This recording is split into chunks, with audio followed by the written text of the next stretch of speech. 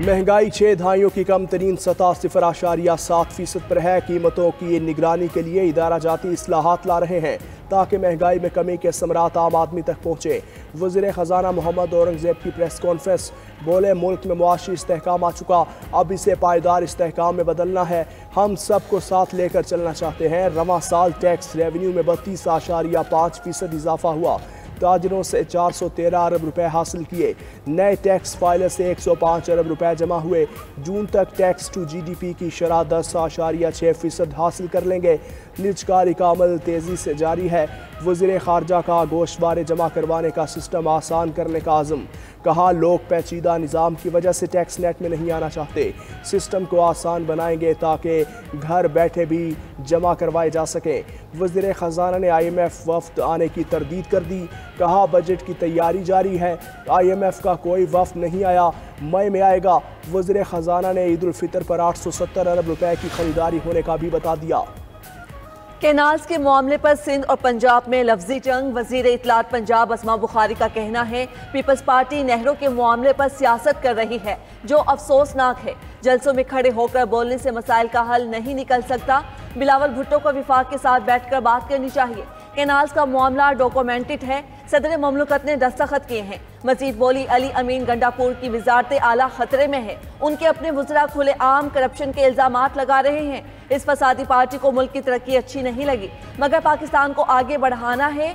ये खुशखबरियों का मौसम है। वज़ीर आज़म कुछ दिनों में एक और खुशखबरी सुनाएंगे। शर्जील मेमन ने अज़मा बुखारी का बयान अफसोसनाक और कम सोच का आकाश करार दे दिया। वज़ीर इत्तलात सिंध ने कहा सदर ममलकत की मीटिंग के मिनट्स पढ़ लें, मंजूरी का लफ्ज़ कहीं नहीं। अज़मा बुखारी को ऐसी गैर जिम्मेदारी नहीं दिखानी चाहिए। हो सकता है वो पीपल्स पार्टी और नून लीग में टकराव चाहती हो। हम असूलों पर सौदे नहीं करते। 7 करोड़ लोगों की ज़िंदगी और मौत का मसला है। शर्जील मेमन का अज़मा बुखारी को आइन पढ़ने का मशवरा। मजीद बोले बिलावल भुट्टो ने सबको वाज़ेह पैगाम दिया, किसी सूरत के नाज नहीं बनने देंगे। इस मामले पर हम हुकूमत नहीं अवाम के साथ हैं। 18 अप्रैल को तमाम इशूज़ पर हैदराबाद में तारीखी जलसा करेंगे।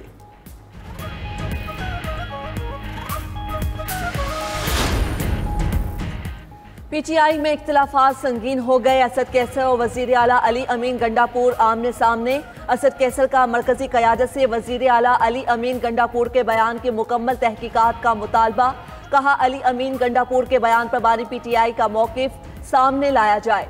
वजीर आला ऐसी बातों से गुरेज करें। सूबे में बेहतर गवर्नेंस और बेगुनाह कारकुनान की रिहाई पर तवज्जो दें।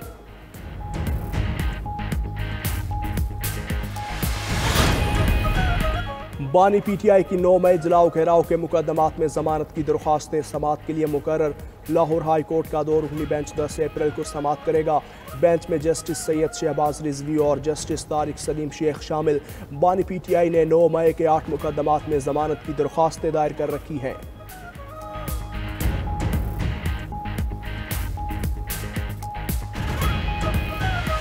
वो इस बात पर बज़ेद हैं कि उनका धरना रेड जोन में होगा, जिस मुतालबे को तस्लीम करने को हुकूमत तैयार नहीं है। वाज़ेह तौर पर उन्हें यह पता होना चाहिए कि सूबे में इस वक्त भी दिफा 144 नाफिज है। पॉलिटिकल रिस्ट्रेंट का मुजाहरा सूबाई हुकूमत की जानिब से किया जा रहा है, लेकिन अगर उसकी खिलाफ वर्जी की कोशिश की जाएगी तो कानून अपना रास्ता लेगा।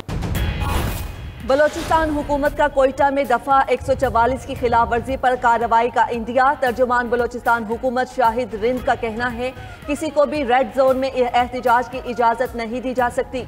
सूबाई हुकूमत मुजाहिरीन के खिलाफ सब्र और तहम्मुल का मुजाहिरा कर रही है। अख्तर मैंगल बज़िद रहेंगे तो हुकूमत के पास बहुत से ऑप्शंस मौजूद हैं।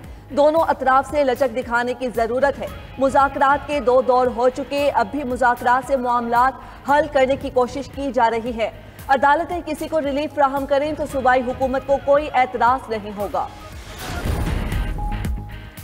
IMF प्रोग्राम के बावजूद बिजली की कीमतों में कमी खुश आइंद है। मुआशी बेहतरी और महंगाई में कमी के लिए आर्मी चीफ का भी कलीदी किरदार है। वफाकी वजीर सेहत मुस्तफ़ा कमाल की मीडिया से गुफ्तगू। सिंध हुकूमत को सिंध बिल्डिंग कंट्रोल अथॉरिटी से मुतल्लिक कानून में तब्दीली ना करने का मशवरा। कहा मुजव्वज़ा कानून साजी शहर को मजीद तबाह करेगी। कराची में हादिसात में जाँ बहक अफराद के लवाहिकीन को 1-1 करोड़ रुपए देने का मुतालबा। राजा रिफत मुख्तार DGFIA तैनात, वफाकी काबीना की मंजूरी के बाद नोटिफिकेशन जारी। Raja Rifat Mukhtar police service of Pakistan के ग्रेड 21 के ऑफिसर हैं। बतौर DGFIA तैनाती से कबल IG मोटरवे पुलिस के तौर पर फ़राइज़ सर अंजाम दे रहे थे। साबिक RPO फैसलाबाद भी तैनात रह चुके।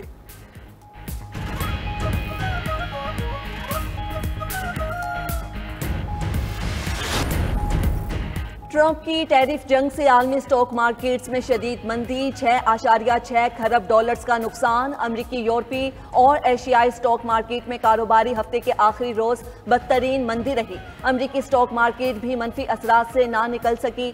डाउ जोन्स इंडेक्स 2231 पॉइंट्स की मंदी से 38,314 पर आ गया। S&P इंडेक्स 322 पॉइंट्स की मंदी से 5,074 पॉइंट्स पर बंद हुआ। नेस्टिक टेक्नोलॉजी इंडेक्स 962 पॉइंट्स गिर गया, 15,587 पर बंद। फ्रैंकफर्ट, पेरिस और लंदन स्टॉक मार्केट 5% तक गिर गई।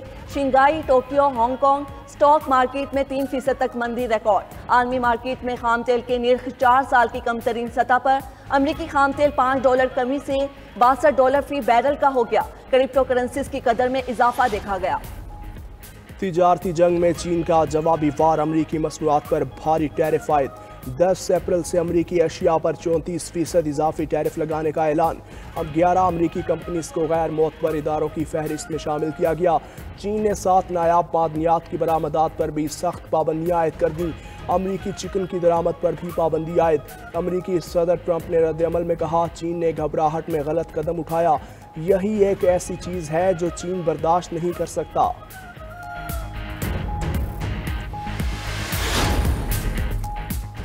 अमरीकी सदर की जानिब से टैरिफ आयद करने पर पाकिस्तान की हिकमत अमली तैयार। वजीर आजम शहबाज शरीफ ने आला सतह की 2 टीम्स बना दी। वजीर खजाना मोहम्मद औरंगजेब को 12 रुकनी स्टीयरिंग कमेटी का कन्वीनर और सेक्रेटरी तिजारत जवाद पॉल को वर्किंग ग्रुप का कन्वीनर मुकर्रर किया गया।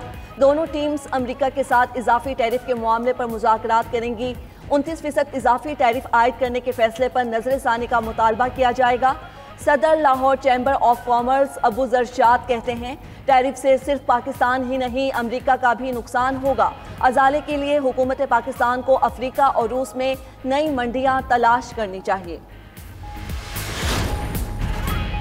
अमरीकी डेमोक्रेट पार्टी के रहनुमा ताहिर जावेद कहते हैं, पाकिस्तान पर बाज़ दीगर मुल्कों की निस्बत कम टैरिफ लगा, जो खुशाइंद है। पाकिस्तान से अमरीका को टेक्सटाइल, होजरी, सर्जिकल आलात और दीगर सामान बरामद होता है। तुर्किया और सिंगापुर पर 10% टैरिफ लगाया गया। पाकिस्तानी ताजरों को चाहिए कि उन मुमालिक के जरिए अपनी अशिया भिजवाएं।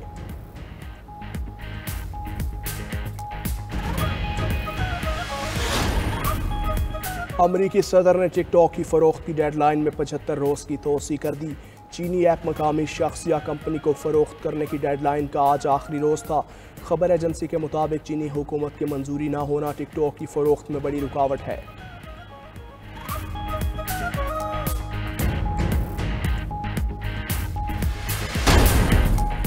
गैर मुल्की शायकीन की पाकिस्तानी प्लेयर्स से बदज़बानी। पाकिस्तान क्रिकेट टीम इंतजामिया की मजम्मत, मामला मेज़बान के साथ उठाया, वाक़े पर तशवीश का इजहार। रिपोर्ट के मुताबिक पाकिस्तान मुखालिफ आवाज़ें कसने पर क्रिकेटर खुशदिल शाह ने गैर मुल्की शायकीन को मना किया। मना करने पर अफगान शायकीन ने पश्तो में मजीद नाजेबा अल्फाज अदा किए। 2 अफगान शायकीन ने खुशदिल शाह से हाथापाई की कोशिश भी की। कौमी टीम की शिकायत पर 2 गैर मुल्की शायकीन को स्टेडियम से बाहर निकाल दिया गया।